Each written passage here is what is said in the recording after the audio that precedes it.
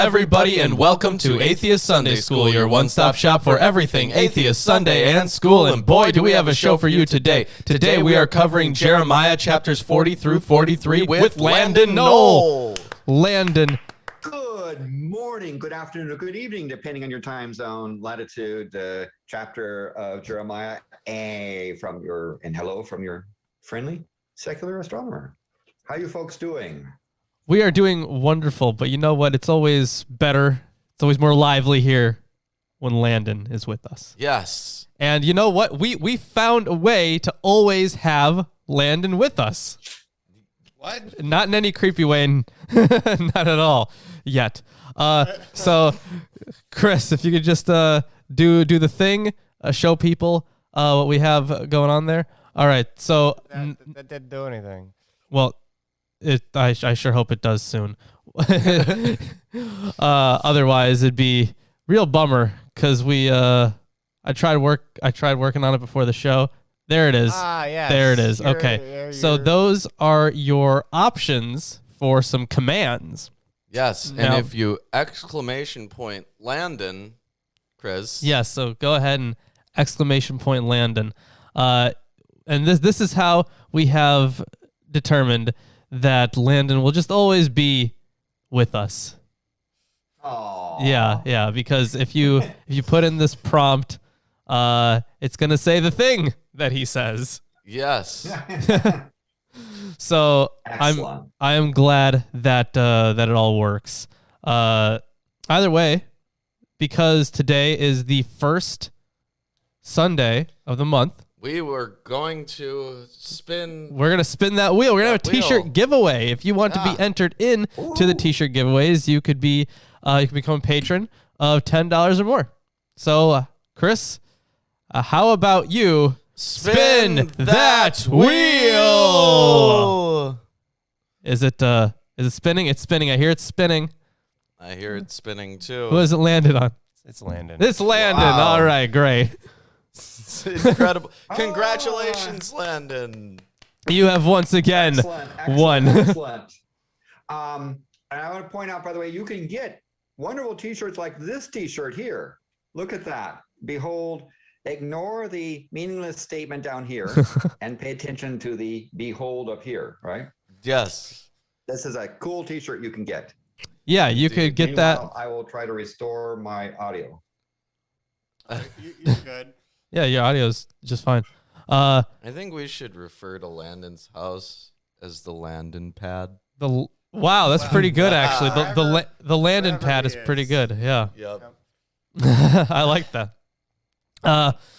Yeah, so you could get a shirt, why not? But okay, so either way, Landon has won the T-shirt giveaway, and we promise it's not like any kind of nepotism. He just wins all the time. Yeah. But you know what? You could drastically decrease his chances of winning if you became a patron.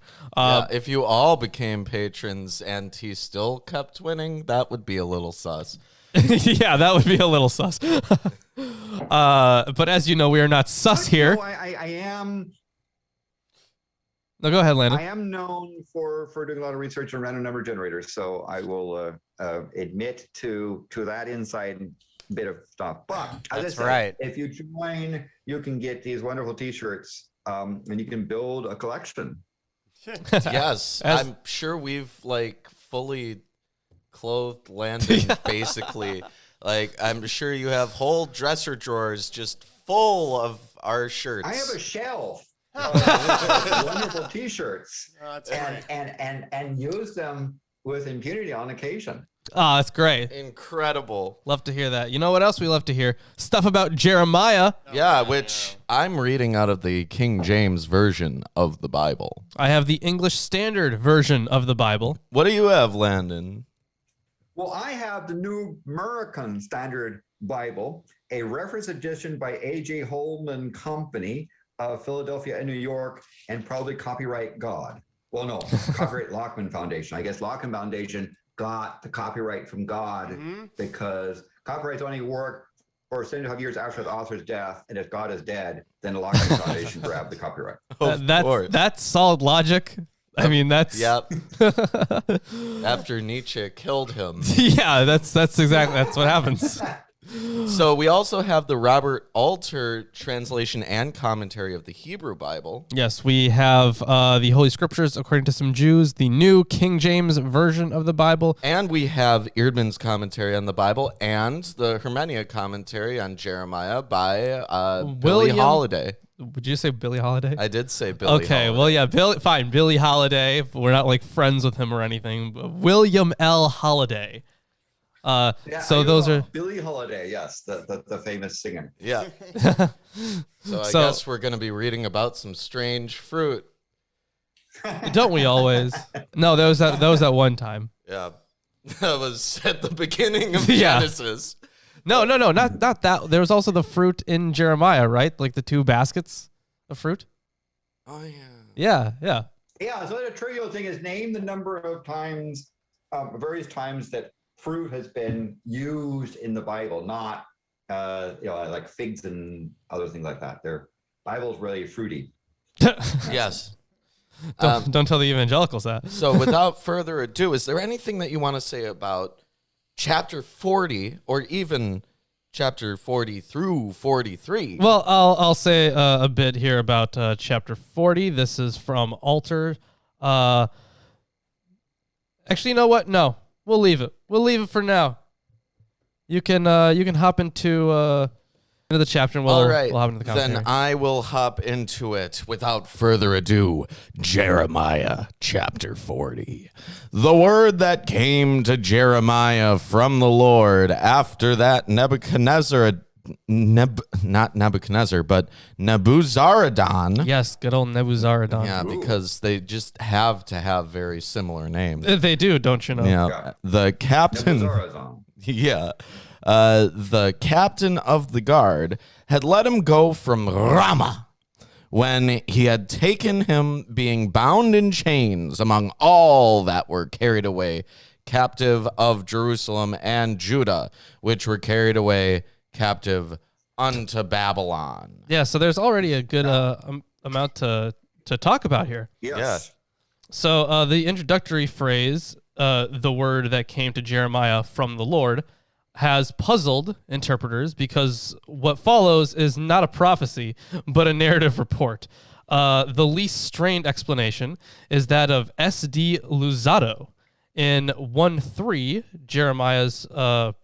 Jeremiah's prophecies were said to continue, quote, until the exile of Jerusalem. The opening phrase here introduces his acts and prophecies after the exile has begun. Continuing on here for a little bit more context, Ramah, right? That's popped up before. Yeah, we have talked about Ramah before, and I remembered that little trill that I give to the R there. Yeah, the rolling of the R. Yeah. So Ramah in Benjamin, modern Aram, is located 9 kilometers north of Jerusalem. It was evidently a staging area for those to be exiled to Babylon. So much of Jerusalem had been burned. Yes, so much of Jerusalem had been burned that the capital of the province would be located at Mizpah. The exiles are manacled. Why? Manacled. Oh, manacled? Really? I've never even heard. When they're in manacles. Yep. Never heard that word used that way. Well, congratulations. You've just learned a new usage of the word manacled. Oh, Okay. you've been manacled. I suppose. Ooh. Whatever. Jeremiah is caught up in this group and needs to be released. Yes. So there's some context for you. In my translation, it says Nebuzaradan is the captain of the bodyguard, right? Yeah. And as we saw in 39, Nebuchadnezzar allegedly said, don't do bad things to Jeremiah. Now, a question becomes, is this post-rationalization? That is because of Nebuchadnezzar's position within the exile and that sort of thing. Is this sort of trying to make Nebuchadnezzar look better than I mean, otherwise? I don't know why they would try to make Nebuchadnezzar look good at all. Yeah, it's a little out of place. Yeah. Okay. So, here's actually something that's kind of interesting. So, he was bound in fetters. This is an outright contradiction of the report in the preceding chapter that Nebuchadnezzar gave orders that Jeremiah be sent to stay with Gedaliah at Mizpah, unhampered and unharmed. Various attempts at harmonization of the two stories have been made, but it looks as though the text has combined two contradictory sources. And we'll get into that more on verse 6. So not even 2 verses in, and we've already found a contradiction. Yes. Incredible. But I say, if it's easy, if this Nebuzaradan is the captain of the bodyguard of whom? Probably. Usually the bodyguard, it would be the protector of an official. Yeah. Or the So king, or? he it was listed before. I forget. So he's captain of the guard. So I imagine this would be something like a king's guard for Nebuchadnezzar. I would think so. Yeah. Okay. So let me carry on then. And the captain of the guard took Jeremiah and said unto him, The Lord thy God hath pronounced this evil upon this place. Now the Lord hath brought it, and done according as he hath said, because ye have sinned against the Lord, and have not obeyed his voice. Therefore this thing is come unto you. And now, behold! Behold! Behold. And now the chat, not only can they do a regular old behold, they can just use the behold command to get Nightbot to behold. Exclamation point behold. So let's see in the chat. Yeah, so it will pop up. It takes a few seconds. Yeah, Nightbot's busy doing other things somewhere. Yeah, like shilling out somebody else's stuff. Yeah. Even though it's a bot. But I do see that we have a couple of people in the chat. There we go. Yes, welcome to the chat. And thank you, Nightbot. Any other folks in the chat? I don't know, but either way, There's Philip. there it is. Behold, yeah. Yes. Thank you. So, and now behold, I loose thee this day from the chains which were upon thine hand. If it seem good unto thee to come with me into Babylon, come, and I will look well unto thee. But if it seem ill unto thee to come with me into Babylon, forbear. Behold! Behold! Behold. Behold. All the land is before thee, whither it seemeth good and convenient for thee to go, thither go. So he's just like, if you want to come with me, you come with me. Go. Yes. If you don't, go wherever you want. I was gonna ask if you wanted that in English. Yeah. Well, this is obviously, if Jeremiah wants to survive in accordance with his previous prophecies, he has to go with him into Babylon. Right? Because he said that all those who go with the Babylonians into their land would survive, and those who don't won't. So, moreover, if he turns out to not go to Babylon, that proves his prophecy was false. Therefore, he's a false prophet, and therefore bad things should happen to him. Yeah, according to some Jews. Oh boy, we got a lot of stuff to talk about here. But if he doesn't go to Babylon and he dies because that's what's supposed to happen to false prophets, then his prophecy will be true because that's what he said would happen if you don't go to Babylon.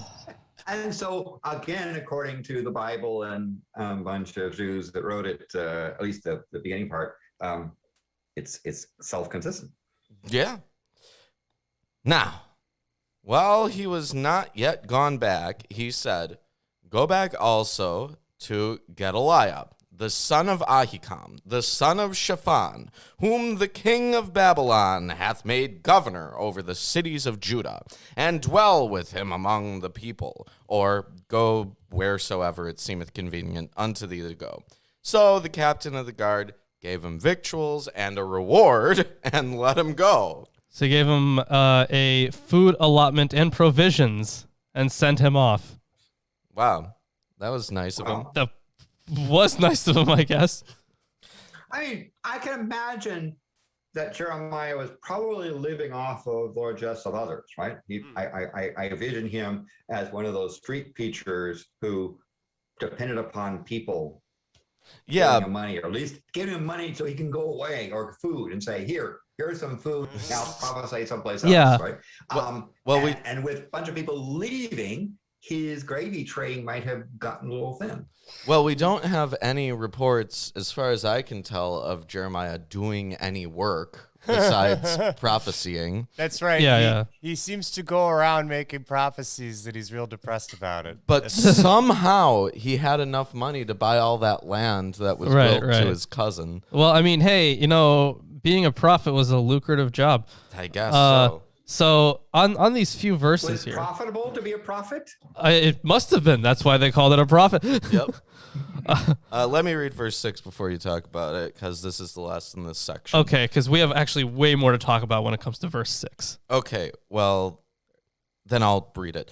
Then went Jeremiah unto Gedaliah, the son of Ahikam, to Mizpah, and dwelt with him among the people that were left in the land. All right. So for the some textual notes on the few verses beforehand.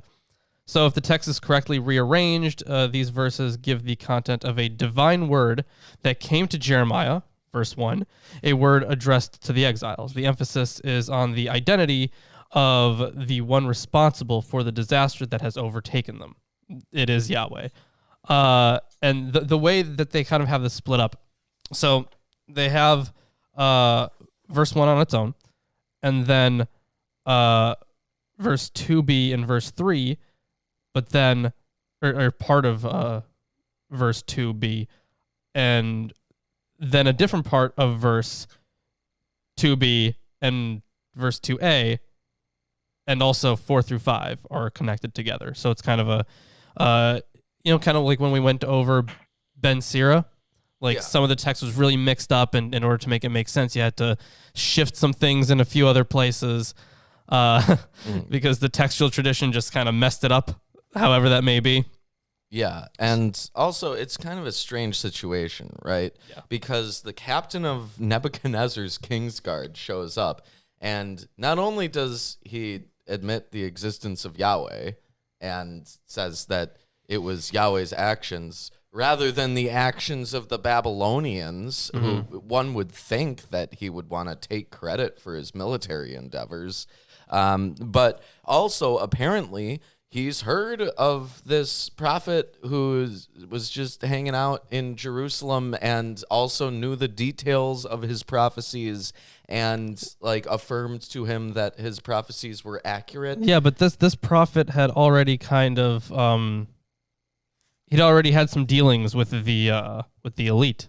Yeah, but as far as spreading his message out, I mean, he sent a couple letters, but beyond that, he was mostly located either in the land of Benjamin or in Jerusalem.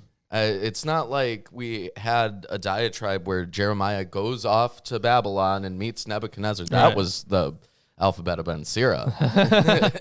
And you know what? That was pretty good. Yeah. So, yeah, it's just a really strange situation. Yeah, and verse 4b there seems to offer the third option of just going free. And it's evidently secondary. Yeah. Let's see what else we got going on here. Verse 6. Yeah, this is where the entire thing seems to change. I do have a little bit of stuff before we get into verse 7 and the rest of it. All right. So Jeremiah chooses to put himself under the protection of Gedaliah at Mizpah.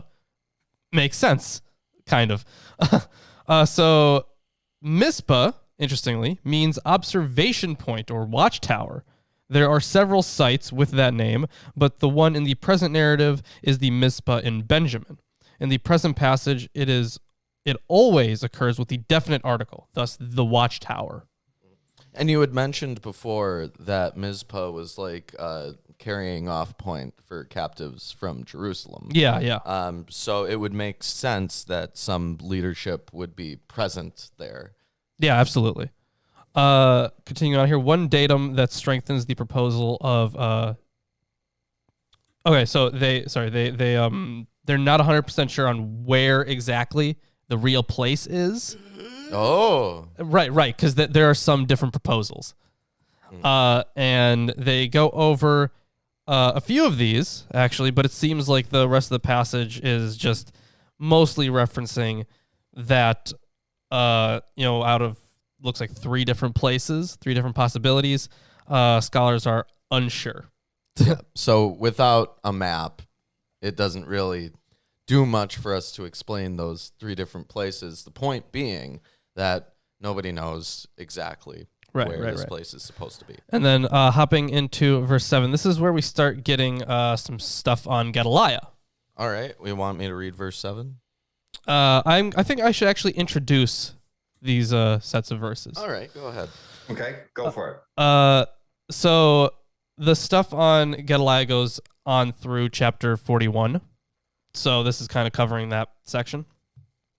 So the narrative of the Gedaliah community's utopian failure is deceptively simple. Yet Gedaliah must play the Germanic. Yeah, I think it's your Germanic. This is a hard word. Germanic. Yeah, is it Germanic? Okay. The Germanic surrogate. And Jeremiah's physical alliance with the Judean remnant in Palestine proves no boon to communal security. All this in the face yet of communal obedience to Jeremiah's pro-Babylonian oracular tradition. A simple, not so secret assassination plot proves all too sufficient to sweep away the Gedaliah utopian hope in that oracular tradition. Gedaliah must compensate for Jeremiah's oracular absence. The governor's speech must woo the loyalty of surviving military officers and their troops that we now learn, to the reader's surprise, in light of 39:6, 9, and 10, still remain in the land. Gedaliah's oath assumes that they have been busy as survivors of Judah's collapse, scooping up vacated land and cities. Gedaliah hopes for communal security and servitude to the Babylonian Imperium, thus echoing Jeremiah's prior oracular assurances. And why not place confidence in Germanic oracular tradition, faced as they are with the vindicating fulfillment of Jeremiah's predicted Babylonian success? And then he goes into some of the textual notes here, but I'm sure that that holiday will also hit on those. All right, well, let's hop into verse 7 then. Now, when all the captains of the forces which were in the fields, even they and their men, heard that the king of Babylon had made Gedaliah, the son of Ahikam, governor in the land, and had committed unto him men and women and children, and of the poor of the land, of them that were not carried away captive to Babylon, then they came to Gedaliah to Mizpah, even Ishmael, the son of Nethaniah, and Johanan, and Jonathan, the sons of Kareah, and Seraiah, the son of Tanhumeth, and the sons of Ephai, the Netophathite, and Jezaniah, the son of Maachathite, they and their men. And Gedaliah, the son of Ahikam, the son of Shaphan, swear unto them and to their men, saying, Fear not to serve the Chaldeans. Dwell in the land and serve the king of Babylon, and it shall be well to you. As for me, behold. Behold! Behold. Beautiful note. I will dwell at Mizpah to serve the Chaldeans, which will come unto us. But ye, gather ye wine and summer fruits and oil, and put them in your vessels, and dwell in your cities that ye have taken. Likewise, when all the Jews that were in Moab, and among the Ammonites, and in Edom, and that were in all the countries, heard that the king of Babylon had left a remnant of Judah, and that he had set over them Gedaliah, the son of Ahikam, the son of Shaphan. Even all the Jews returned out of all places, whither they were driven, and came to the land of Judah, to Gedaliah unto Mizpah, and gathered wine and summer fruits, very much.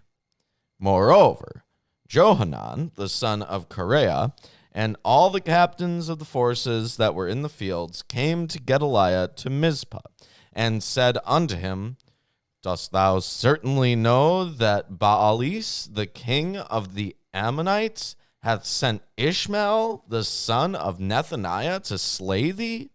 But Gedaliah, the son of Ahikam, believed them not. So on this king here, Baalis. yes, let's talk about this guy. So the Ammonite king's name is given as Baalis, a curious spelling. The name is clarified by a bulla. That's one of those stamp seals. Yeah. Discovered in 1984 at Tel El Umairi, 13 kilometers southwest of Amman, thus in Ammonite territory. The inscription on the bulla reads, belonging to Milcom, a servant of Baalis. The script suggests a dating around 600 BCE.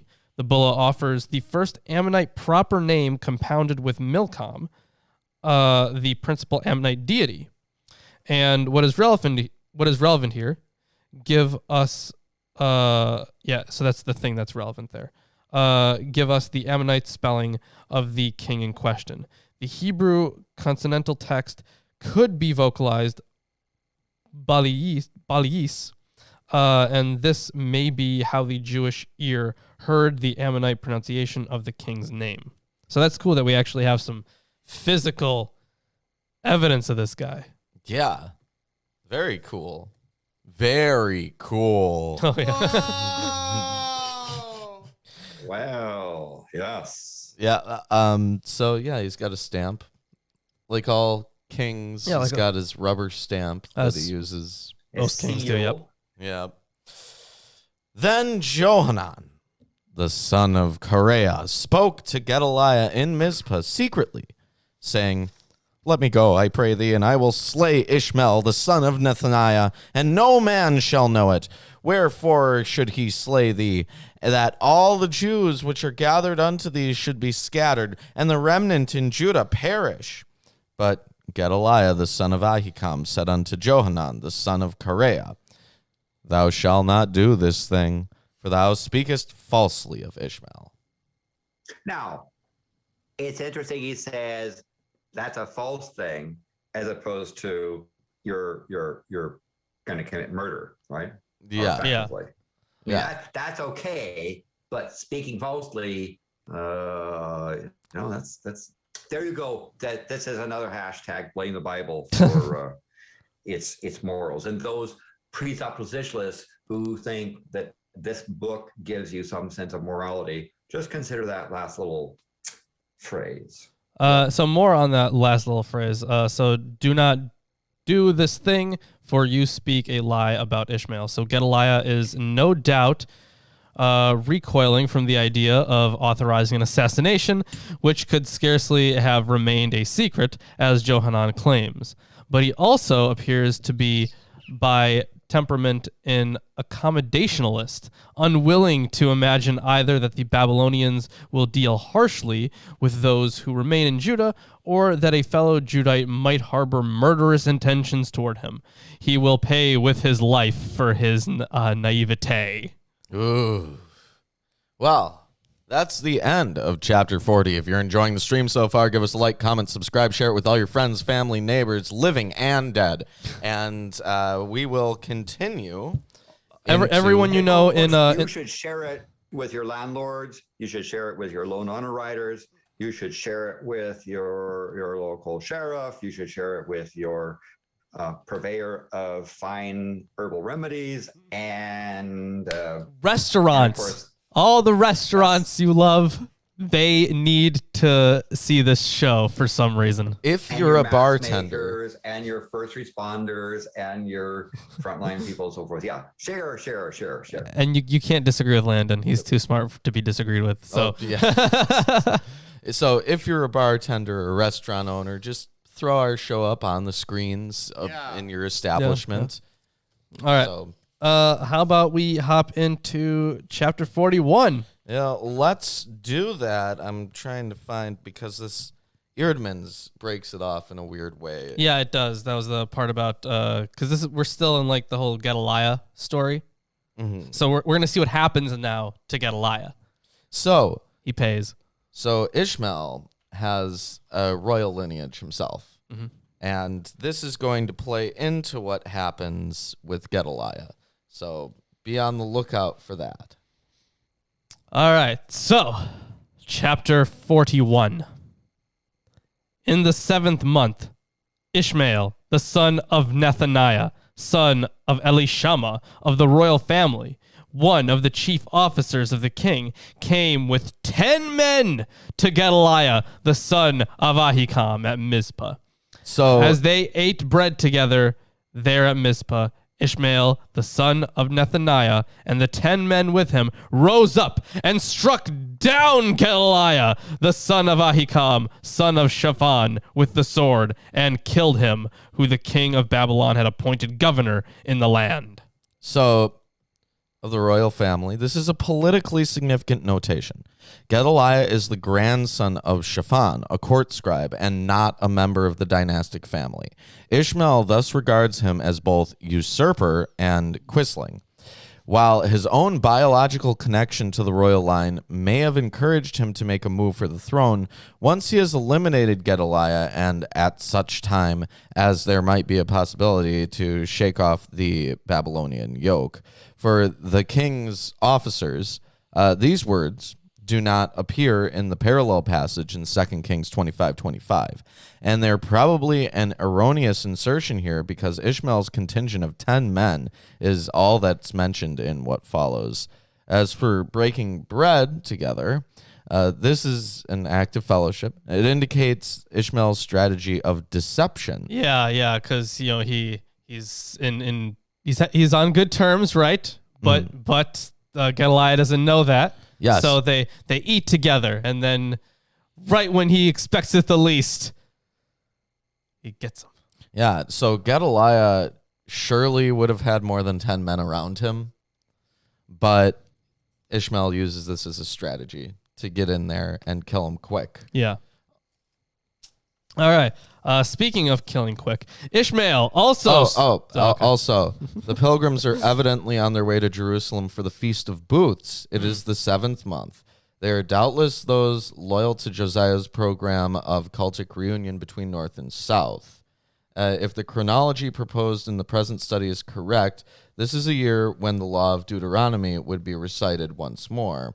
All the more reason for pilgrims to make their journey. Makes sense. Ishmael also struck down all the Judeans who were with Gedaliah at Mizpah, and the Chaldean soldiers who happened to be there. Wow. So they struck down a lot of people. Yeah. That's with 10 guys? That's killer, man. Yes. Yes, it is. On the day after the murder of Gedaliah, before anyone knew of it. Well, I mean, he might have killed all the people that knew of it, so... Anyways, 80 men arrived from Shechem and Shiloh and Samaria, with their beards shaved and their clothes torn and their bodies gashed, bringing grain offerings and incense to present at the temple of the Lord. Uh-oh. So these are signs of mourning. This is signs of mourning, yeah. Yeah. That's very... those are like all of them, too. Yeah. Yeah, because you have the offerings and you have the torn clothes. And yeah, wow. That's all of them. All right. Yeah. And Ishmael, the son of Nethaniah, came out from Mizpah to meet them, weeping as he came. As he met them, he said to them, "Come in to Gedaliah, the son of Ahikam." I'm sure he means come into his house.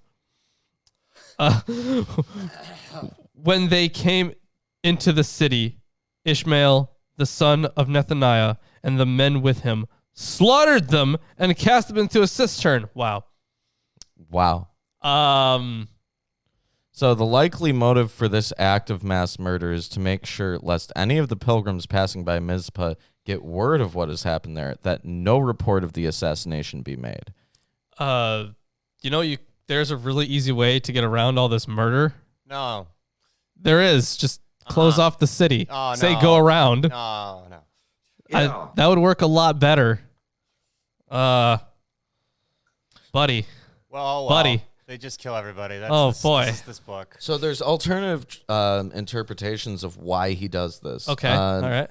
So Weiser raises the question of why this happens and suggests that Ishmael is enraged that northerners would participate in Jerusalem cultic celebrations. Gestures acceptable to folk like Jeremiah and presumably Gedaliah. But it may simply be that Ishmael does not like northerners, or robbery may play a part, or it may be that Ishmael is simply embarked upon an orgy of violence. Calvin remarks, thus wicked men become hardened, for even if they dread at first to murder innocent men, once they begin the work, they rush on to the commission of numberless murders. The 10 who buy their lives have goods in the field. This is in verse 8. Did you get there? No. Did not get to verse 8. So before I read verse 8, I like the phrasing hardened for orgy of violence. Yeah, that's from Calvin.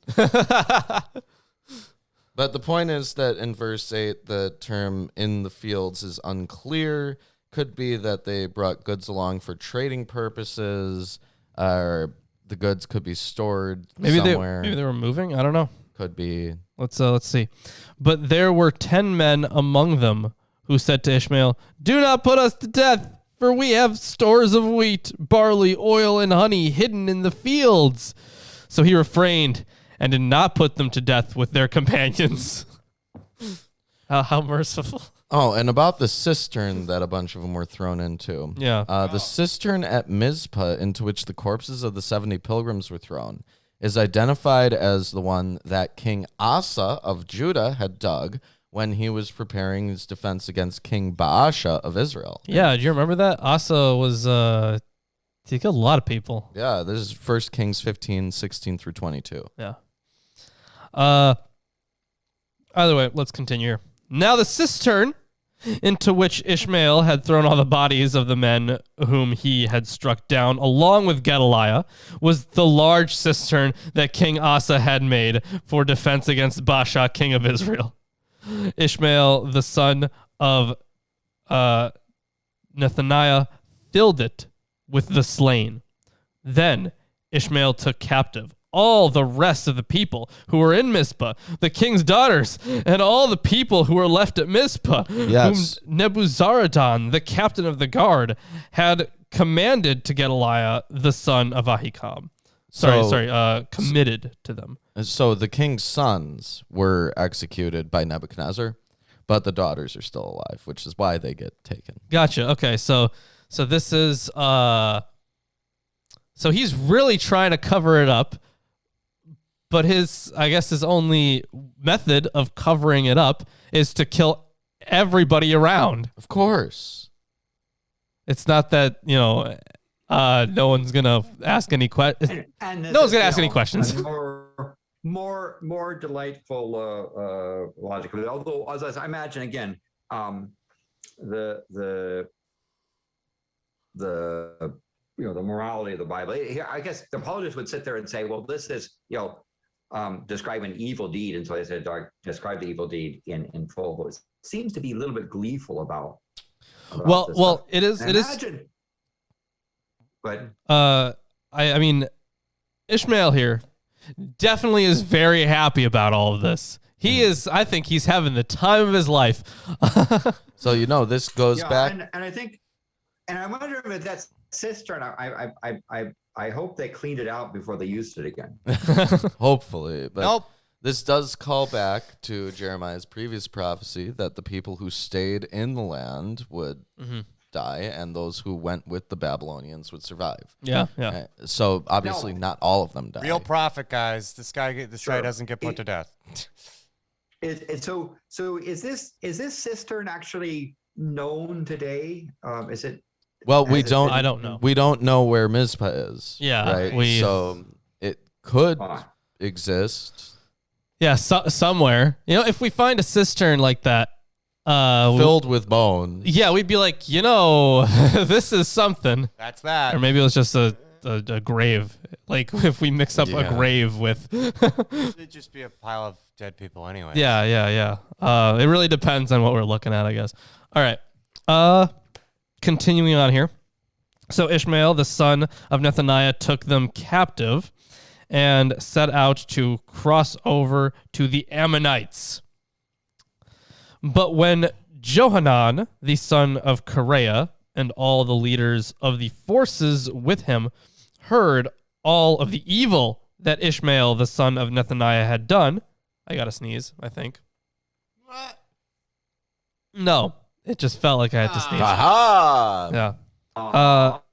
They took all their men and went to fight against Ishmael, the son of Nethaniah. All right, so Johanan is like, yeah, okay. First of all, the dude's plan didn't work because people heard about it anyways. Yeah. So he killed all these people for nothing. Sloppy assassin. Really horrible. He's just doing it kind of out in the open at this point. He's not even thinking about it. All right. So anyways, Johanan is all mad about this, so they're going to war. So that all they had done, they took all their men and went to fight against Ishmael, the son of Nethaniah. They came upon him at the great pool that is in Gibeon. So this great pool, the literal sense of the Hebrew is many waters, but in 2 Samuel 2:13, it is a pool at Gibeon alongside which a battle in the Civil War takes place. That's neat. And when all the people who were with Ishmael saw Johanan, the son of Kareah, and all the leaders of the forces with him, they rejoiced. So all the people whom Ishmael had carried away captive from Mizpah turned around and came back and went to Johanan, the son of Kareah. But Ishmael, the son of Nethaniah, escaped from Johanan with 8 men and went to the Ammonites. Yes, 2 of the 10 men are now missing. Either they've defected, or if Gedaliah's people offered some resistance, they've been killed in the course of the slaughter. Yeah, let's for the moment say that Ishmael really was some bloodthirsty dude. I feel like he would at first try to attack and defend. Mm-hmm. And then when he realized that there were simply too many people, then he was like, all right, we're out of here. He could have offered up 2 guys as a sacrifice so that he could get away. Yeah, he could have. That is also true. I mean, he doesn't care for human life. Nope. Clearly. Not even slightly. No. Then Johanan, the son of Kareah, and all the leaders of the forces with him took from Mizpah all the rest of the people whom he had recovered from Ishmael, the son of Nethaniah, after he had struck down Gedaliah, the son of Ahikam, soldiers, women, children, and eunuchs, whom Johanan brought back from Gibeon. So he saved a whole bunch of people that Ishmael was, I don't know if he was planning on killing them or just taking them captive. Right. Well, both Holiday and Alter point out that these eunuchs were likely tasked with protecting the king's daughters. Oh. Well, that didn't go well. No. Whoops. Well, I mean, I guess it went well because they survived. Didn't he kill them or did he just take them captive? No, he took the daughters captive. Oh, okay. Yeah, fair enough. Either way, they could have done better. And they went and stayed at Geruth Shemaim near Bethlehem, intending to go to Egypt. So the precise location of this stopping place is not known. The word Geruth is a place where Gerum, or resident aliens, may stay. It is then probably a caravansary or Khan, Khan. Khan! But the word appears only in the single place name here. Yeah. Yeah. There is a Chimham named in 2 Samuel 1937 through 40. That narrative hints that he's the son of Barzillai.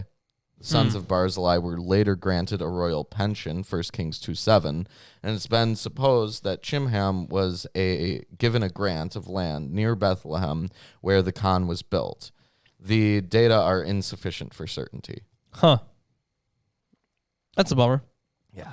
So either way, they were going to this place near Bethlehem, intending to go to Egypt because of the Chaldeans, for they were afraid of them, because Ishmael, the son of Nethaniah, had struck down Gedaliah, the son of Ahikam, whom the king of Babylon had made governor over the land. So obviously they wanted to go to Egypt because, as we went over prior, Egypt was fighting against the Babylonians. Yeah. So this would probably be the only military force in the area that could take it on. Yeah. Yeah. Well, it didn't work out too well, but eventually the Persians came in. Eventually. Yeah. Yeah. You got to wait, some decades for that. But eventually the Persians came in and fixed everything. And then Alexander came in to pick up the broken pieces of that empire, and then his empire broke apart, and then slowly his empire was picked off. Classic. And then history. that empire fell. Yeah. And then that empire fell. And then this other empire popped up, and it was pretty strong for a while, but then it fell. Now we just have a few empires left. Just one house of cards after another. Yep. Is that the end? Yes, that was the end of chapter 41. If you guys are enjoying the stream so far, make sure to drop a like, subscribe if you haven't. All that good stuff. And remember, we have those new commands in the chat. So if you want to, try something interesting. Hey, I can't hear you. Something's wrong. Oh,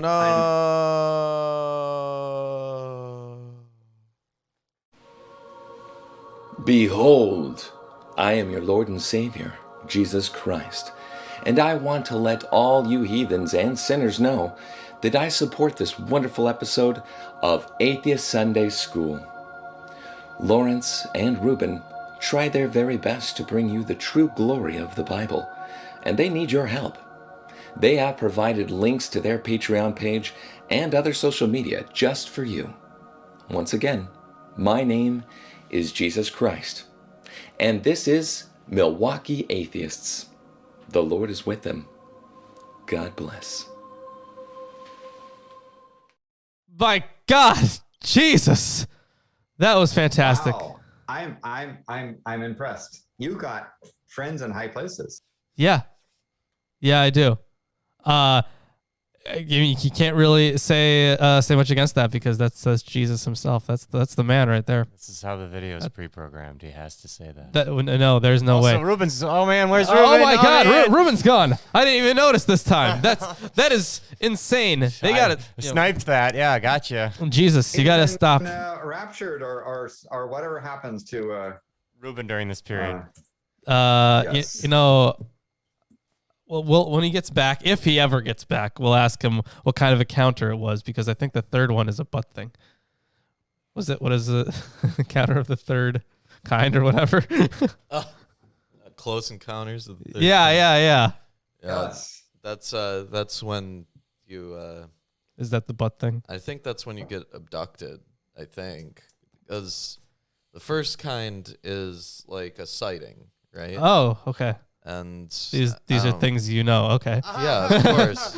Look, if you don't know your UFOlogy, then I don't know even what to say to you, man. No, Guess my you don't apologies. know what to say to me. Whoops. I mean, look, we all know that in Roswell, New Mexico, an alien spacecraft landed and the U.S. government covered it up. Of course. This is a matter of history. Oh, shut up. There's reports from the U.S. Air Force saying that it happened. Somebody is going to think you're serious right now. Well, there were reports from the U.S. Air Force that it happened. It's a matter of historical fact. Now, whether they're an alien spacecraft, that is a matter of speculation because our government won't be clear about that with us. Okay. Guys, it's from outside. Speaking of aliens, we have chapter 42. Yes. Incredible. And this is the meaning of life, the universe, and everything. That's right. It is. And there's not many books that have a chapter 42 in the Bible. Most of them are not this wordy, but Jeremiah's got, and I think we were talking about, even though the Psalms have more pages, Jeremiah's verbosity extends. Because Psalms have nice little, oftentimes little short, little poetic phrases where Jeremiah goes on. Oh, yeah. Yeah. Anyway, any comments about chapter 42 before we get into the wonderful reading of chapter 42? I mean, I personally do not have anything on chapter 42 as a whole. Well, on this upcoming section, which is 42:1 through 44:30, which we're not going to cover in its entirety today. Right. There's a little bit here. I was considering doing 40 through 44 because the chapter 4, some of these chapters are fairly short. But then I wanted to kind of balance out the really long chapters at the end. Mm-hmm. So I had to cut it down one. All right. Well, having already laid bare the intention of the survivors to seek refuge in Egypt, the narrative charges their extended exchange with Jeremiah with a high degree of irony, and the prophet will more than make up for his stunning silence, masking his abandonment of Gedaliah with the loquacious performance of Deuteronomistic cliches so familiar from the prophet's prior prose perorations. Wow, what an alliteration. The prophet's prior prose perorations. Brilliant. Thank you. Is this Diamond? Are we still in Diamond? I think this is still Diamonds. Hold on, let me check. All right. I mean, yeah, it's quite a long. Yeah, this is Diamond. Wow. All right. Diamond was having fun with it. He was. Good for him. All right. So I suppose we can hop into chapter 42 then. So, chapter 42. Then the commanders of the forces of Johanan, the son of Kezra, Jezaniah?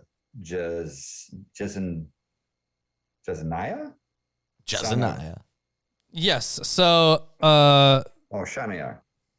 Well, there's all the people, both great and small, approached. Yeah. So the name Jezaniah, the son of Hoshea, in verse 1, Hoshea, yes, is corrected to Azariah on the basis of the Greek and of the name given in 43:2, presumably of the same man. There is a Jezaniah mentioned in 48, but he is identified there as son of the Makathite. It also seems, by the way, in terms of this verse marking, kind of odd that verse 1 kind of ends in the middle of a phrase, right? I'm not quite sure. Yeah. Like that, the second verse begins with the word "and" in my translation. I don't know about yours. Yeah, it also begins with "and." Yeah. Both great and small approached in a verse.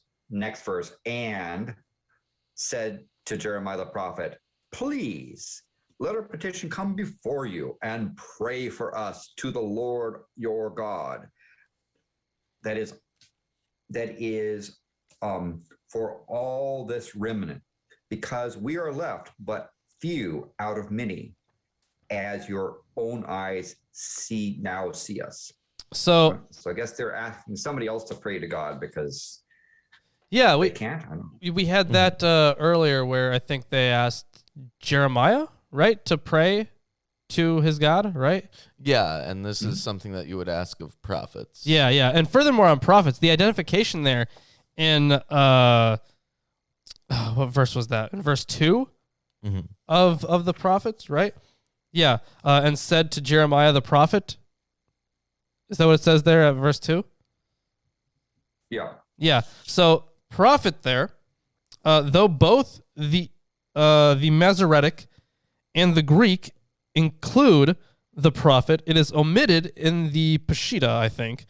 I think that's his identification. I'll look it up just to make sure. And the word is therefore likely to be secondary. Oh. Right, because you would think that it would be included in, or maybe that's the Sumerian text. I'm not sure. I'm going to look it up quick. Quite strange. I've got some commentary after you finish this next verse. Okay. So as I was saying, because we are left but a few out of many, as your own eyes see us. And the Lord your God may tell us in which way we should walk and the thing that we should do. So, alter notes on this. After the murder of Gedaliah and the contingent with him at Mizpah, which included Chaldeans, this group of Judahites is fearful that the Babylonians may hold them responsible and exact retribution from them, and they seek guidance about what to do. One suspects that they are actually determined to flee to Egypt. The way could even mean the route, and are seeking prophetic confirmation of the decision. Following biblical protocol in addressing a man of God, they refer to the deity as the Lord your God. Diamond notes that when the refugees seek oracular guidance, narrator's privilege has already undermined the sincerity of their oath for the reader. They project an openness in the course of their actions rather than an already determined purpose, unless the reader is supposed to infer hidden communal conflict over the intention exposed at 41:17. To the prophet, however, they promise unflinching obedience to whatever oracular response Jeremiah returns. The prophet, for his part, must wait 10 days to discover their perfidy, not to mention oracular illumination, which occurs later on in this chapter. Okay. Well, now let's see. We're back to verse 4. Then Jeremiah the prophet said to them, I have heard you. Behold. Behold! And naturally, Jeremiah did it with the full vigor that we did. we're just trying to be authentic. Indeed. I am going to pray to the Lord your God in accordance with your words, and it will come about that the whole message with the Lord will answer you. I will tell you. I will not keep back a word from you. So he's got to literally. Thing, not paraphrase, but literally tell them what God said. Okay. Then they said to Jeremiah, may the Lord be true and faithful witness against us if we do not act in accordance with the whole message, which the Lord your God will send you to us. Excuse me. And so verse 6.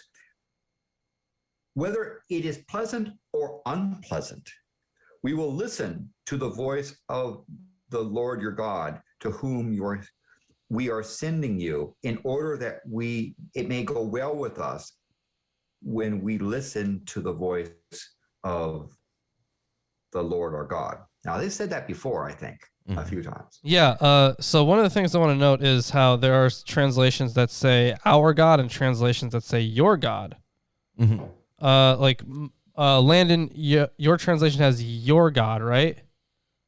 Well, it says our God, Lord our God. Oh, okay. I thought you said your. Okay, never mind. Okay, so we will listen to the voice of the Lord your God, to whom you were sending to you, in order that it may go well with us, and we will listen to the voice of the Lord our God. Okay. I am. Okay. All right. Yeah, go ahead. Sorry. No, go ahead. Good. I was going to continue reading, but. All right, let me know when you get to the end of verse 7. Okay. Now, it came about at the end of 10 days that the word of the Lord came to Jeremiah. Is that the end of verse 7? Yeah, it took God 10 days to get the message out of the inbox through the spam filter, send a response, not have it typoed and Jeremiah to receive it. One business week for government forms and stuff, So- just the normal 10 Well, days. 10 days because God had to rest 2 of those days. So there's a couple of notes on this. So Alter says, such a period of waiting for word from God is unusual. I'd say so. Perhaps Jeremiah is struggling before he delivers an oracle he knows they don't want to hear. Perhaps he wants to keep them in suspense before delivering the difficult prophecy. Which wouldn't explain how he has made difficult prophecies all throughout this book, knowing that people did not want to hear it. So I don't think that's a very good explanation. So Diamond offers, one wonders why Jeremiah must wait so long only to receive an oracular alternative filled with such stock themes and standard rhetorical tropes as in 4:7 through 22. The narrative world created by the prose traditions in Jeremiah constructs a prophetic power not immediately in the control of the prophet. Jeremiah represents a prophet subjugated by oracular power, yet whose oracular content by this point in the scroll of Jeremiah is so predictable that the very need of a prophetic figure is obviated. No doubt mythic anxieties over oracular authenticity and integrity lie behind such narrative figurations, since the composition must repeatedly mime its moral religious vision with Jeremiah's oracular performances, thus appropriating oracular power to its symbolic regime. So basically it's like, well, the oracle that gets delivered is so typical of Jeremiah that it's completely predictable anyway. So Yes. I mean, that does seem to make sense. There's no, the only thing that Holiday points out here is the length of time offers just a hint of the process by which a prophet seeks the will of Yahweh. So it's just a kind of a, I guess just a hint at the prophetic tradition, I guess, or the prophetic occupation. it reminds me of like the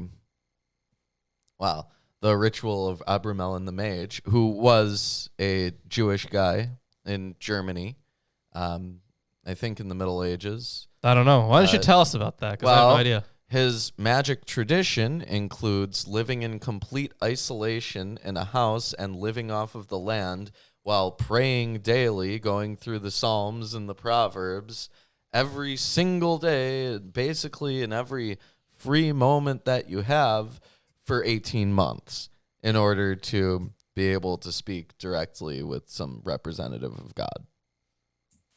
Wow, that sounds like quite the life. Yeah. Wow, that's like a really long time to talk to God. That's a bummer. All right, let's continue, I suppose. Okay, so that was verse 7. So we're now in verse 8. Then he called to Johanan the son of Kira, Kariah. How do you pronounce that again? Korea, something like I'm guessing, yeah. Korea, and all the commanders of the forces that were with him, for all the people, both small and great. It's interesting. Usually it's great and small, but they say small and great. And said to them, thus says the Lord, thus says the Lord, the God of Israel, to whom you sent me to present your petition before him. If you will indeed stay in this land, then I will build you up and not tear you down. I will plant you not uproot you, for I shall relent concerning the calamity that I have inflicted upon you. So God is saying, yeah, I did this and it's my fault. So I guess so.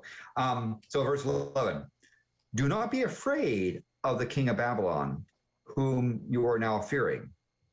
Do not be afraid of him, declares the Lord, for I am with you to save you and deliver you from his hand.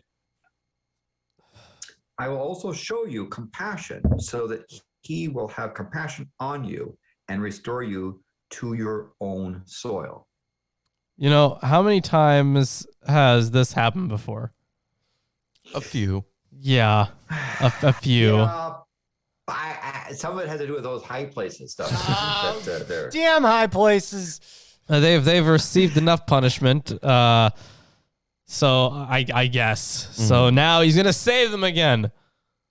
Yeah, so when you clean your house, check up there for the high places because there's stuff up there you need to dust and so forth, and you don't.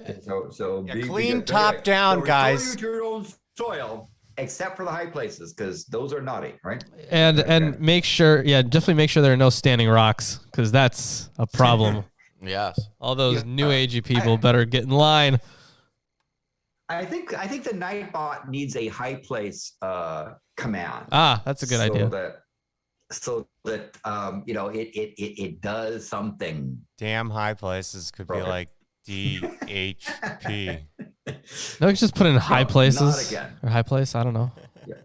Not again. High places are bang high place and have Nightbot come and say, because you're supposed to tear down your high places, right? It's the problem is that they kept saying, except, they left the high places behind and bad things happened to them. So anyway, verse 13. But if you are going to say, we will not stay in this land so as to not listen to the voice of the Lord your God, saying, no, but we will go to the land of Egypt, where we shall not see war nor hear the sound of the trumpet or of hunger for bread, and we will stay there. Going back to Egypt again. Yeah, he said not to do that. Yeah. Then, in that case, listen to the word of the Lord, O remnant of Judah. Thus said the Lord of hosts, the God of Israel, if you really set your mind to enter Egypt, then go and reside there. Then it will come about that the sword which you are afraid of will overtake you in the land of Egypt, and the famine about which you are anxious will follow closely after you in Egypt, and you will die there. Yes. Well, except for the mention of plague, they got sword and famine. That's some of the themes. Well, in verse 17. Well, I can read that. Yeah, which go in ahead. my translation is actually in quotes.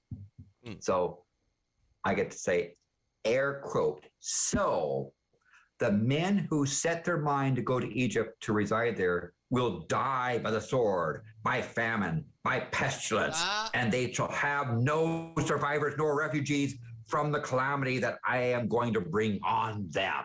That's classic. Yes. So this is the classic triad of pestilence and famine and sword. Sword, yeah.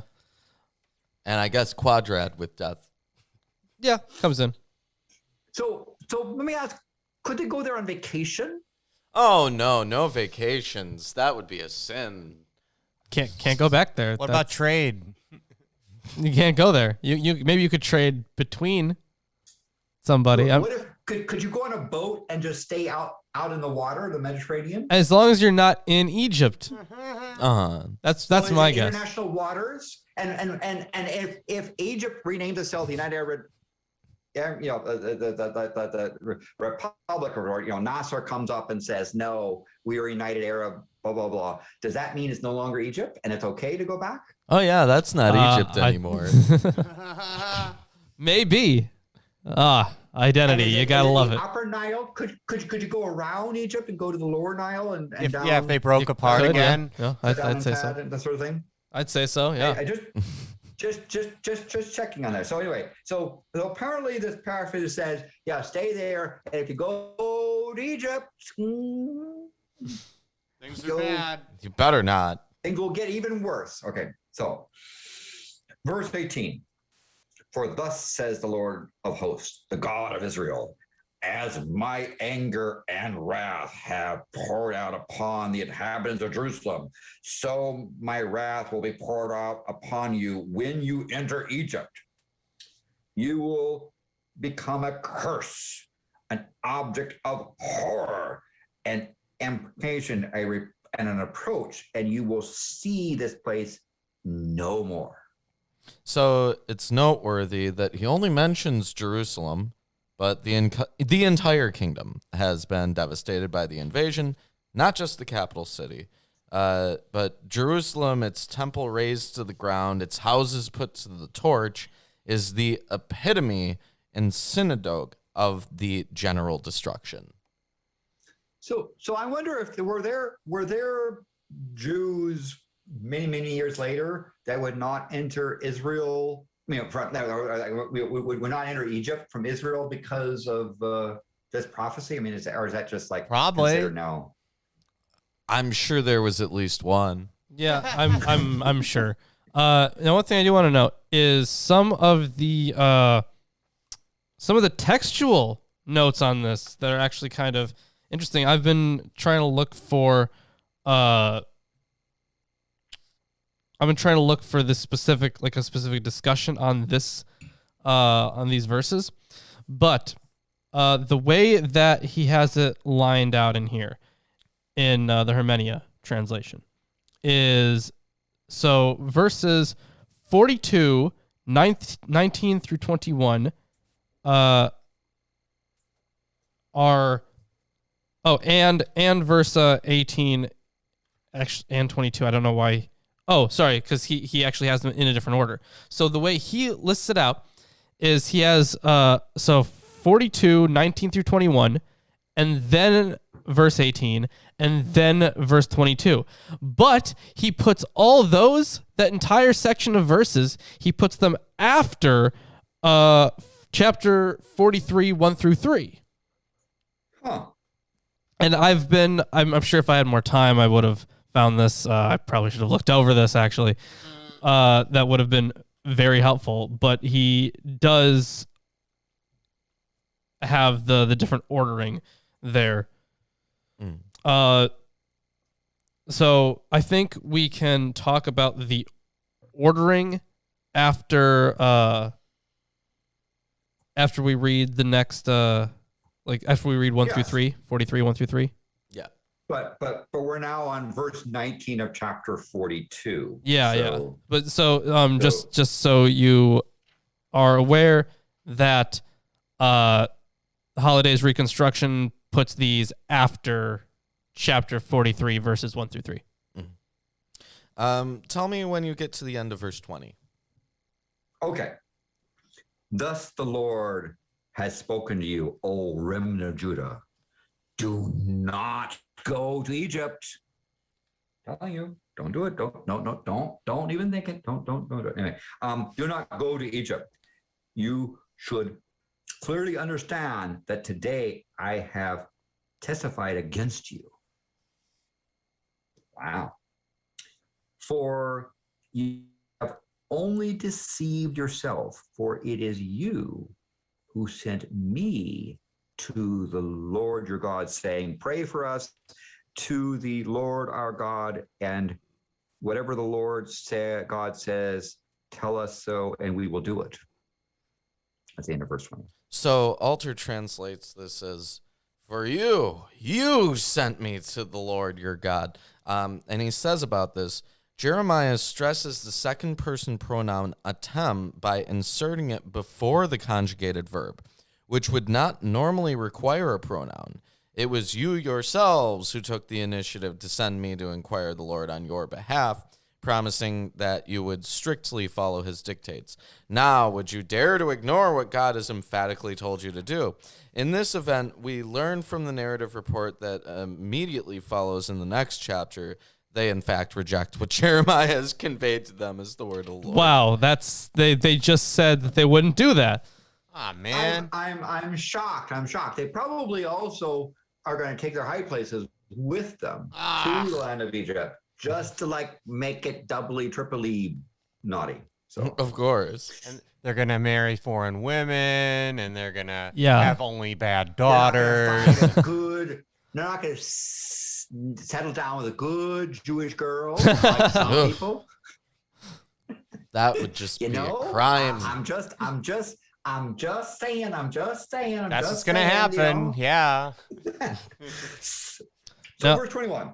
So I have told you today, but you have not obeyed the Lord your God, even whatever he has sent me to tell you. Now, that's kind of presumption that they're not going to obey. He just told them, and they're not going to like immediately teleport to Egypt. So I don't know what he's getting so anxious about. Therefore, you should now clearly understand that you will die by the sword, by famine, by pestilence, in the place where you wish to go to reside. So before we, that was the last verse, right? Yeah. Yes, that is the end of chapter 42. Okay, so before we hop into this next section, I actually do want to comment on why he places these verses in chapter 43.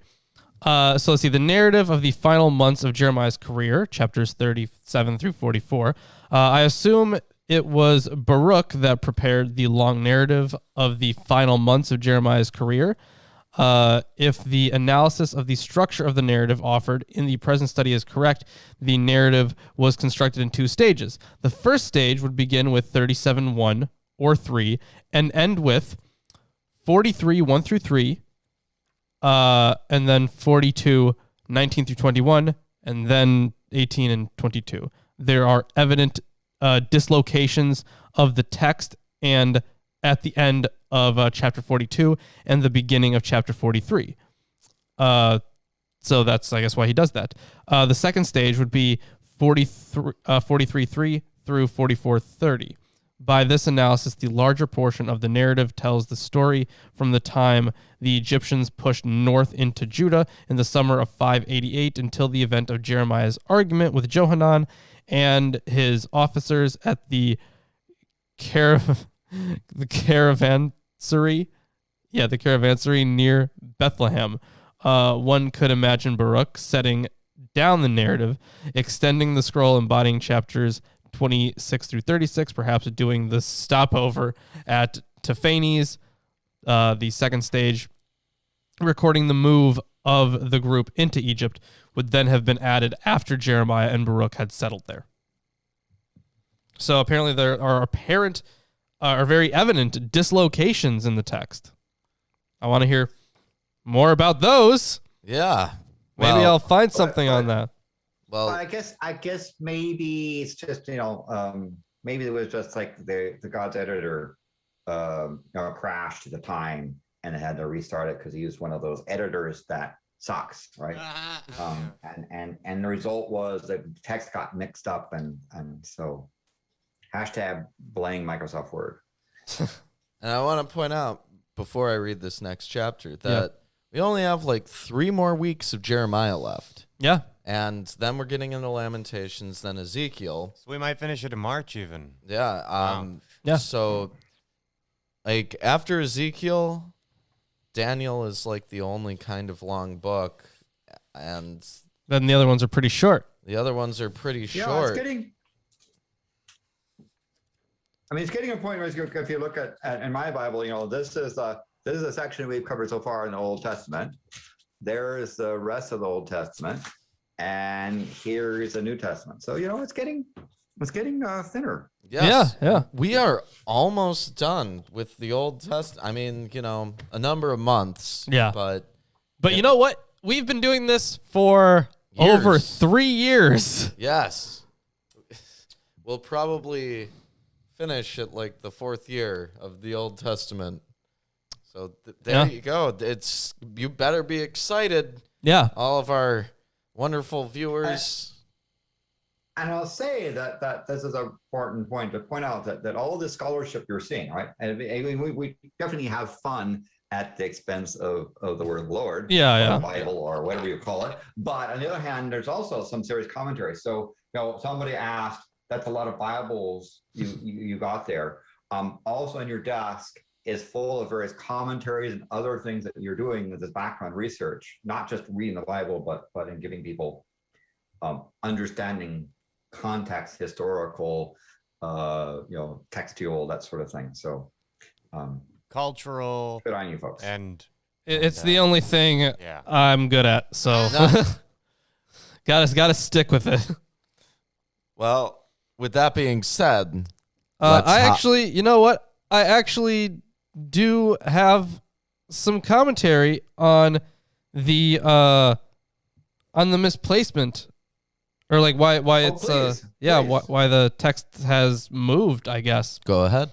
Okay, let's see. So verse 18 was wrongly inserted here after the shift of position of 43 1 through 3. 42:18 was shifted either deliberately or accidentally to its present position after verses 15 through 17. Verse 15 has a matching introduction and messenger formula. The verse implies that the decision by Johanan and his followers has already been made. Quote, when you go to Egypt. Form critically, the verse is appropriate before verse 22. And then he has further observations here. The material through 42:17 is Jeremiah's initial presentation of the word from Yahweh. Verses 19 through 22 and verse 18 assume that the officers have rejected the word. In 43 1 through 3, they overtly reject it. In particular, in 43:2, the officers deny that Yahweh sent Jeremiah. In 42:21, Jeremiah affirms that Yahweh sent him. Commentators who accept the present order of verses must assume that Jeremiah has read the faces and gestures of the officers between 42:18 and 19, and that then the officers make their objection verbal in 43 1 through 3. But this is too subtle. The order of 42:19 through 22 and 43 1 through 3 must be reversed. I propose that there was haplography between two words that look almost exactly alike at the end of verse 17 and a reconstructed version of the same word in the first clause of verse 19, now missing. That the material of 43 1 through 3 was later inserted after the verses containing the divine words. So that's interesting. See, that's what I was looking for. These textual commentaries are just fantastic. Wonderful. That's like probably one of the coolest parts about biblical scholarship to me is the textual history. Yeah. Well, without further ado, I know in fact you can learn from stuff. So I'll just say, I'll do a plug to say, if you like this kind of stuff and find this informative, these folks have a wish list. Yes, we do. More books. And the nice thing of it, if you do that, you benefit because then they read them and present you with the information. So you don't have to read them yourself. Yeah, it's you're getting around that hurdle already, so that's great. Yeah. So without further ado, let's hop into chapter 43. And it came to pass that when Jeremiah had made an end of speaking unto all the people all the words of the Lord their God, for which the Lord their God had sent him to them, even all these words, then spake Azariah, the son of Hoshea, and Johanan, the son of Kareah, and all the proud men, saying unto Jeremiah, Thou speakest falsely. The Lord our God hath not sent thee to say, Go not into Egypt to sojourn there. But Baruch, the son of Neriah, setteth thee on against us, for to deliver us into the hands of the Chaldeans, that they might put us to death and carry us away captives into Babylon. So, Johanan, the son of Kareah, and all the captains of the forces and all the people obeyed not the voice of the Lord to dwell in the land of Judah. But Johanan the son of Kareah and all the captains of the forces took all the remnant of Judah that were returned from all nations, whether they had been driven to dwell in the land of Judah, even men and women and children and the king's daughters, and every person that Nebuzaradan, the captain of the guard, had left with Gedaliah, the son of Ahikam, the son of Shaphan, and Jeremiah the prophet, and Baruch, the son of Neriah. So they came into the land of Egypt, for they obeyed not the voice of the Lord. Thus came they even to Tahpanhes. I assume this is an Egyptian place. The group settles for the moment at Tahpanhes at the eastern edge of the Nile Delta. Tahpanhes. It's Tahpanhes. Oh, yeah, Yes. right. Yeah. So it's Tahpanhes. Tahpanhes, I guess. At the eastern edge of the Nile Delta, there is doubtless a colony of Jews already there. Not good. They should not have went back there. No. It's Egypt, guys. It's Egypt. Yeah, and as we covered previously in the Wisdom of Solomon, right? It's just never a good idea to go back to Egypt. No. Come on, man. Yeah, so they go back to Egypt, and they probably took their high places with them. And their false idols and all their other evil things. Yep. Then came the word of the Lord unto Jeremiah in Tahpanhes, saying, Take great stones in thine hand, and hide them in the clay in the brick kiln, which is at the entry of Pharaoh's house in Tahpanhes, in the sight of the men of Judah, and say unto them, Thus saith the Lord of hosts, the God of Israel, Behold. Behold! Behold. Behold.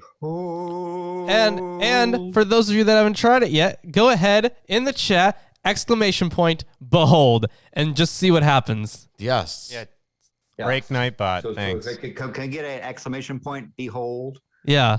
in the chat, Indeed. if you please? Do so. And we also have a couple other possibilities for ! That you could. I said somebody just abandoning God. Yes, Oh. I could not read that. Welcome from here, to the show. These are some weird names. I'm sorry we won't be able to easily pronounce them. Okay. But I will send and take Nebuchadnezzar, the king of Babylon, my servant, and will set his throne upon these stones that I have hid, and he shall spread his royal pavilion over them.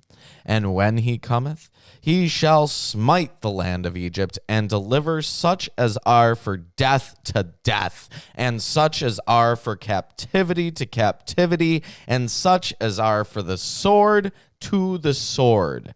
And I will kindle a fire in the houses of the gods of Egypt. Okay, well, before you get a little too far here, there's a lot that we gotta catch up on before we get into some really juicy stuff. Indubitably. So, on these stones that he buried.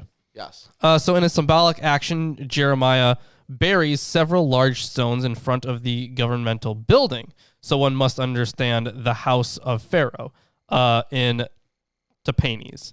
The noun translated clay pavement is a hapax legomenum in the Old Testament and is of uncertain meaning.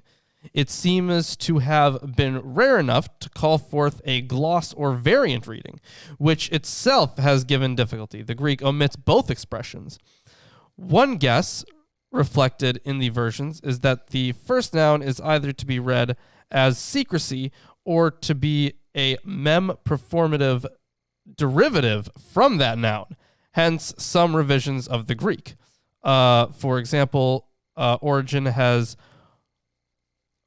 hoi lopoi, read the expression as in secret. Hoi lopoi. Or in the secret. Yeah. So this not to be confused with hoi polloi. It would be in no. That would be in the secret because hoi is in the secrets. Yeah. No, is it? I think it's plural. So this is like some occult action going on here. Jeremiah's setting up these stones, and like you might typically see in a cursing ritual, he's burying the stones and making a proclamation of destruction. Yeah. Let's see. Anything else on those stones other than the translation? I think there's a little bit more. So let's see. Yahweh. Yeah. So why does he bury large stones? The obvious answer is that while the linen loincloth soon decayed, the stones will remain, and some time may elapse before Nebuchadnezzar arrives. But more substantially, the clay pavement is doubtless an unsatisfactory platform for Nebuchadnezzar's throne. Stones constitute the secure foundation that is needed. So, now hopefully you all understand Jeremiah's big stones. And I will kindle a fire in the houses of the gods of Egypt, and he shall burn them, and carry them away captives.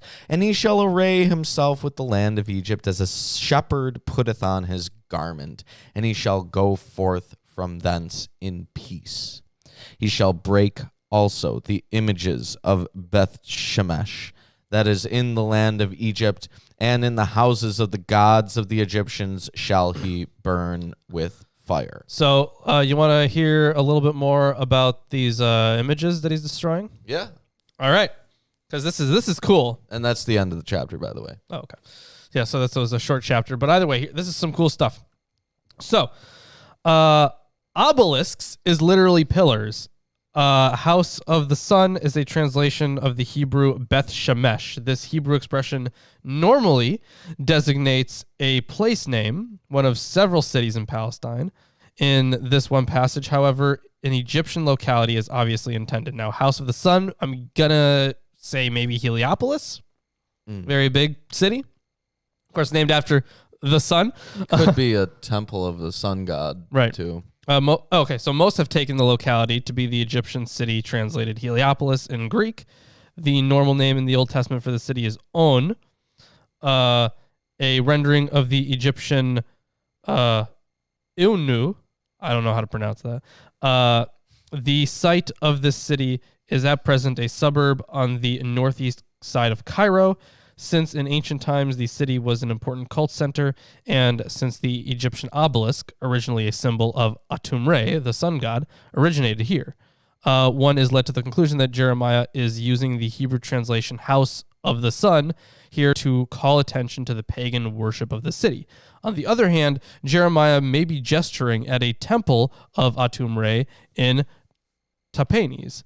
One is therefore left uncertain whether to translate the designation with the name Beth Shemesh with Heliopolis or with a rendering like Temple of the Sun. Or House of the Rising Sun. Yes, House of the Rising Sun. That is also a potential translation. Wow. I wouldn't suggest it, because you're just adding a whole other thing there. Well, you know, there's a house in New Orleans they call the Rising Sun. Is there? Yep. Wow. Anyways, that's the end of our readings today. Any final thoughts on these chapters that we've covered today? I mean, I'm, kind of flipping through some commentaries here. I got everything we needed from the Hermenia series.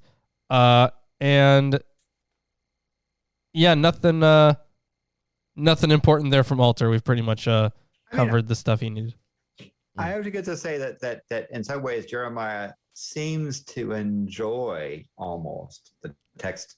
His I mean, almost like he's trolling them, but not quite. He's definitely a provocateur and probably gets his jollies by by telling people, therefore, what for, right?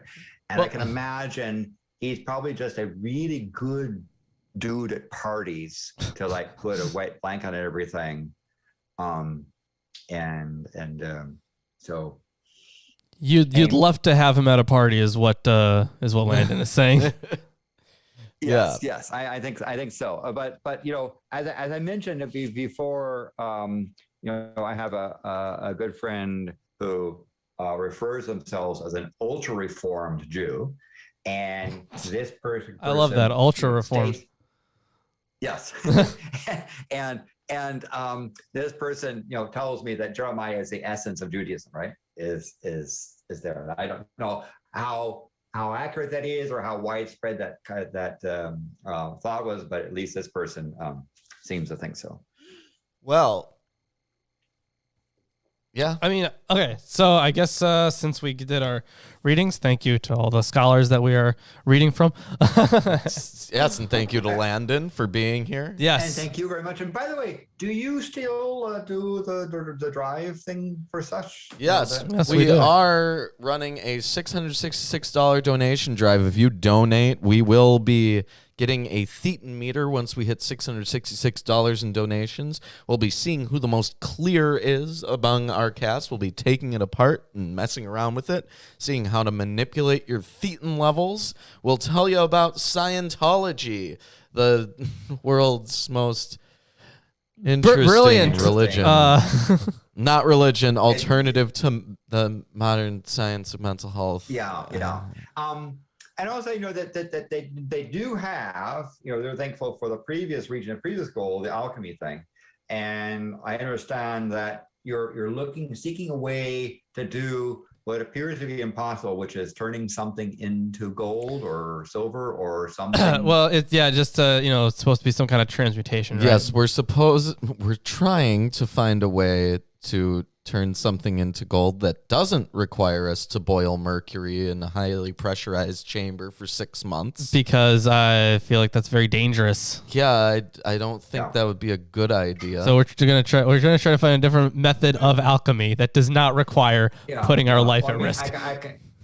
I can tell you that in college there was a vacuum chamber that contained a mercury diffusion pump where they had to chill the mercury down to liquid nitrogen levels or have something happen, which is the mercury boiled, exploded, spread liters of mercury all around the lab, and that room became essentially uninhabitable for a long period of time. So they're widely choosing not to try that method, but there may be other things to turn something, a base thing into something valuable. Yeah. Like herbal woo-woos and so forth. So they're working on it. They're not shirking their 666 responsibility. No, absolutely not. That feels bad. I don't want to. More research needed. Yeah. We're gonna have to take a different route. It's a difficult thing. Yes. To produce that stuff. It's without killing ourselves. Yeah, we have to be successful where all of the alchemists were unsuccessful. Yeah, right. We have to at least try. We got to give it a shot, Yeah. So please donate, because that Thetan meter thing is going to be fun to see in education. Oh yeah, it is. I think And that'll be real fun. if you want to donate in a different way, we have a Patreon where for $1 a month you can get all of our scripted videos, video scripts. Yeah, that's fantastic. $1 a month, that's crazy. That's like what, 3 cents a day? Yeah, it's nuts. And you know what else? For more money, you can be on this show like Landon. Yeah. You could be, and you would be entered into the t-shirt giveaways. Yeah, you could get t-shirts. You only need $10 a month to get entered into the t-shirt giveaways. But if you just want to buy a t-shirt, check out our Teespring, which is being pinned right now. Right, our new shirt, which is now being pinned, and Landon is also wearing it. Speaking of Landon and shirts, he has won the t-shirt giveaway, so gotta get another one. Yes. And we also have that Amazon wish list, which Landon so kindly brought up earlier. So if you want to invest in your own entertainment and education. Yeah. Oh, by the way, and I thanked Landon on Twitter, but Landon got us like a very good amount of books, especially from the library of I think it's the Library of Early Christology. That's the publisher, I guess. Just fantastic. Cannot wait to get into those books because I love Christology. Yeah. It's just really cool. And so if you go, the link for their Amazon wish list is down below. And if you've never done that before, one thing you can do is when you go to the list, you can sort it by priority to see what are the most important books on there. And you can pick something at your price level that's a priority, and then they will read it and you will benefit. So basically you're buying a book to improve your knowledge of things biblical. And so I would recommend that, plus the fact that it's for a good cause. And it's very easy, when you select something and buy, then it flips over to where you select they set up the address. So you don't have to send it yourself and send it to them. You just basically buy it off the Amazon list, pay for it, and it ships directly to them. It's really cool. Let's see, you got and we're trying to set up a PO box. Yeah, too. I think that'd be a good idea. Just in general. Yeah, because we got a very kind offer. Yes. Well, I mean, I don't know if he wants us to like. Well, we won't go into it. I don't know if he wants us to like say the offer or his name even, but he knows who he is. Very generous offer. He knows what he did. made a very generous offer to us, but I wasn't really comfortable with putting my address in there. You could always put Chris's address in there. Yeah, exactly. He doesn't want that either. Just saying that. Yeah. You could be like, these are the hours that Chris is awake, sleep. Yeah, so a PO box will allow you to send. People could send stuff to you with impunity. Yeah. And they're pretty cheap, I think. They're not especially expensive. No. And we would only need it open for long enough to receive. So, well, I don't know if that's even still there, but like for future things, if people want to send us. Yeah. I do also want to thank the chat. We've had a nice, lovely chat thing. I like watching your commentary go by. So thank you to all those folks in the chat that have helped make this show possible and say behold when it's appropriate. Indeed. This show's not possible without viewers like you. Absolutely. So hopefully you all enjoyed the show. Oh, Facebook and Twitter, free to follow us on those. Yep, free to follow us on those. And until next time, we will see you on Friday. And then also Sunday. Eventually we Saturday. are around. We're here That's when what you we do. need us. Bye.